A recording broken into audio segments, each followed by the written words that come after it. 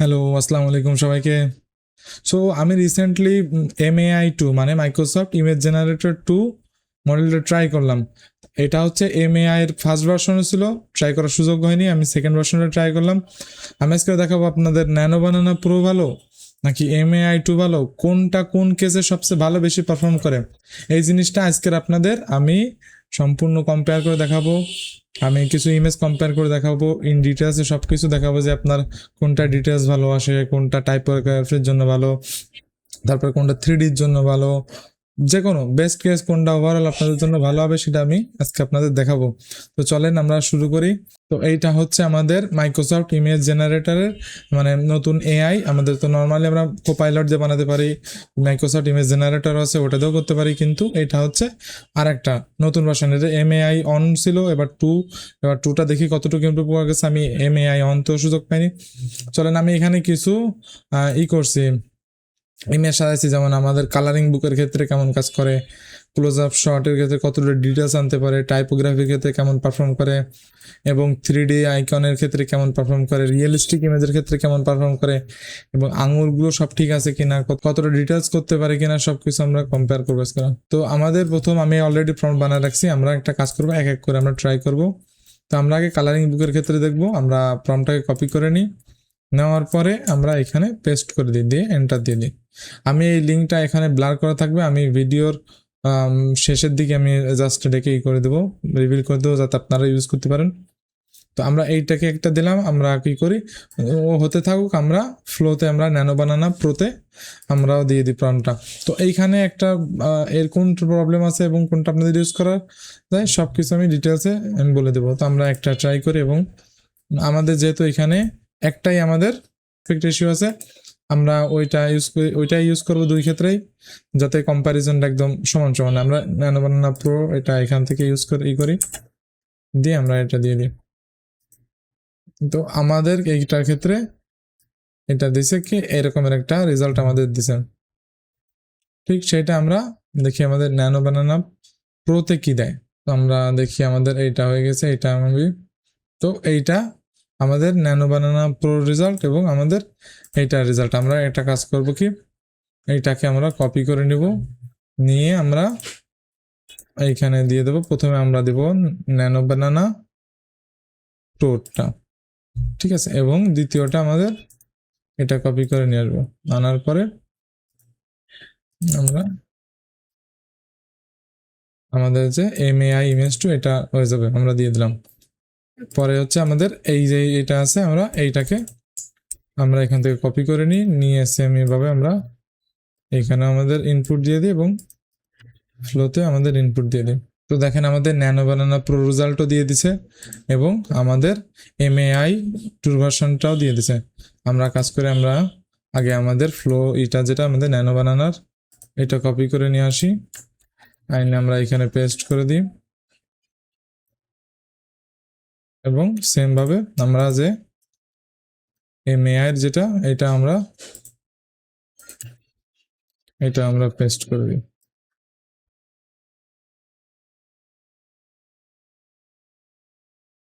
এইবার হচ্ছে আমাদের একটা কাজ করে আমাদের লাইন আর্ট যেটা আমাদের বলে টাইপোগ্রাফির, এটা আমরা ট্রাই করি।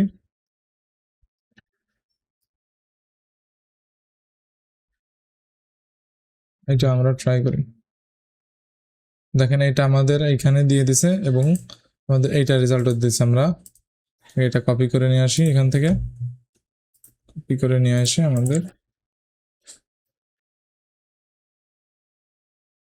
তো এইভাবে আমরা সবগুলো কমপ্লিট করে ফেলি, কমপ্লিট করে তারপর আপনাদের দেখাচ্ছি আমি কম্প্যারিজন করে কোনটা কি বলো। আমি জাস্ট এখান থেকে প্রম্পটগুলো কপি করবো, ওইখানে পেস্ট করবো, আপনাদের তো সময় শেষ না হয় সেজন্য আমি এখান থেকে কাট করে দিচ্ছি। তো দেখেন এখানে আমাদের সবগুলো জেনারেট করা হয়ে গেছে।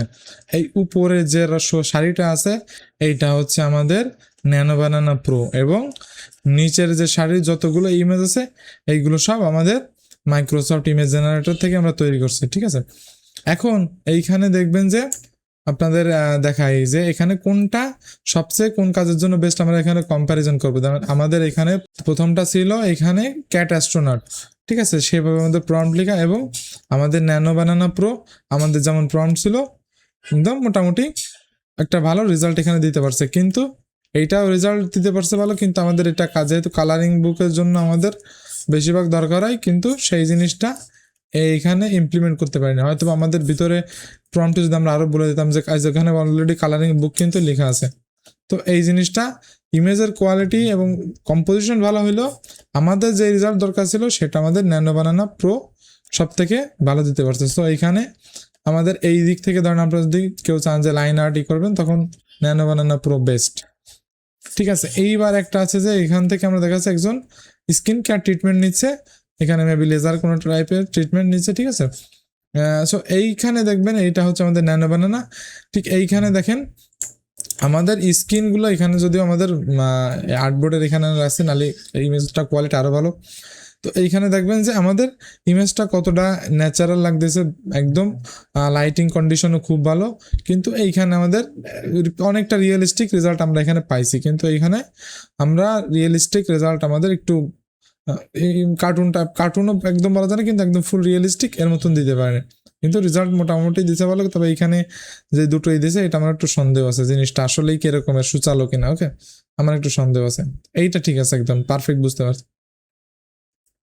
ঠিক সেম ভাবে এইখানে হচ্ছে আমাদের দেখবেন যে এখানে আমাদের লাইন আর্ট বলেন, আপনার টাইপোগ্রাফি বলেন। ঠিক আছে, এইটা আমরা চেক করার জন্য, এইটা আমাদের মেইন ইমেজ ছিল, এইটা আমাদের বানাইছে ন্যানো বানানা প্রো। তো আমাদের বানান তো ভুল নেই কোনো, এবং আমাদের ডিজাইনটা মোটামুটি ঠিক আছে। কিন্তু এইটা দেখেন, এইটার সাথে আমাদের মেইন ইমেজটা একই লাইনে, তবে এইটা হচ্ছে যে আপনার যদি কি বলেন, এইটা বানানো কোনো ভুল নাই, এবং আমার মনে হচ্ছে যে এইটা থেকে এইটার আমার কাছে বেস্ট মনে হচ্ছে। এখন আপনাদের কাছে যদি এইটা মনে হয় বেস্ট, আপনারা এই করতে পারেন, ন্যানো বানানা প্রোতে বানাতে পারেন, অথবা আপনি এইটা ইউজ করতে পারেন। আমার কাছে এটা পছন্দ হচ্ছে, এটা আমি যদি ইউজ করি। এবার আমরা তার 3D টেস্ট করার জন্য যে আসলে 3Dতে ভালো করে কিনা। সো আমরা এই যে একটা এসের মেসেজ আইকনে 3D নিছি, নেওয়ার পরে এইটা আমাদের দিছে ন্যানো বানানা প্রো, আর এইটা দিছে হচ্ছে আমাদের মাইক্রোসফটের ইমেজ জেনারেটর। ঠিক আছে, আমার কাছে এইটা থেকে এইটা লাইটিংটা আমার বেশি পছন্দ হয়েছে এবং ভাইব্রেন্ট বেশি মনে হয়েছে। তো আমার কাছে যদি হয় যে, আর এইটা দেখবেন আমাদের এত রাউন্ডেড ছিল না কিন্তু, সো ও প্রমটা আমাদের বুঝতে পারছে এবং এটা করছেন। এবং আর একটা আমরা রিয়েলিস্টিক রেজাল্ট কতটা আসে এবং সবকিছু করার জন্য আমরা লাস্টের দুটো করছি। তার প্রথমটা হচ্ছে দেখবেন একজন বিজনেস ম্যান এবং ওম্যান হ্যান্ডশেক করতেছে। মেইন ফোকাসটা কিন্তু এখানে দেখবেন যে মেইন ইমেজে ছিল, বাকিগুলো সব ডেপথ অফ ফিল্ডে আছে আর ব্লার আছে, আর মেইন হ্যান্ডশেক যেটা সেটা ফোকাসে আছে। তো আমাদের মেইন সাবজেক্ট হলো এটা, আমাদের উদ্দেশ্য হলো এইটা বোঝানো ইমেজে। ঠিক সেইখানে এইখানে করছে কি, ব্লার তো ঠিকই করছে, কিন্তু পাশে এমন কিছু মানে জিনিস এনে ডিস্ট্রাকশন তৈরি করছে যাতে আমাদের মেইন যে হাতের দিকে ফোকাস সেটা আমাদের যাচ্ছে না। কিন্তু তার উল্টোটা হচ্ছে এইটা আমাদের মাইক্রোসফট ইমেজ জেনারেটর, এটা এখানে আমাদের অনেকটা ভালো জ্বলছে। এটা দেখবেন যে ফ্রেমের এই সাইডে আনছে, কিন্তু এটা আমাদের ফ্রেমের মাঝখানে আছে, অন্য অন্য ডিস্ট্রাকশন নেই, শ্যালো, ডেপথ অফ ফিল্ড সব কিছুই ঠিক আছে, আঙুলের যে ডিটেলস আছে তাও ঠিক আছে, কোনো কিছুই এখানে ওইটার থেকে আমার কাছে এটার কেস বেশি মনে হয়েছে, ভালো মনে হয়েছে, এবং এটা আসলেই। এবং পরেরটা হচ্ছে কি, পরেরটার মেইন ইমেজ হচ্ছে দেখবেন যে পরের হচ্ছে একটা টিমমেট কাজ করতেছে, আর টিমমেটটা মিলে কাজ করতে ডিসকাশন করছে, ল্যাপটপে হয় প্রেজেন্টেশন দেখতেছে অথবা অন্য কোনো কাজ করতেছে।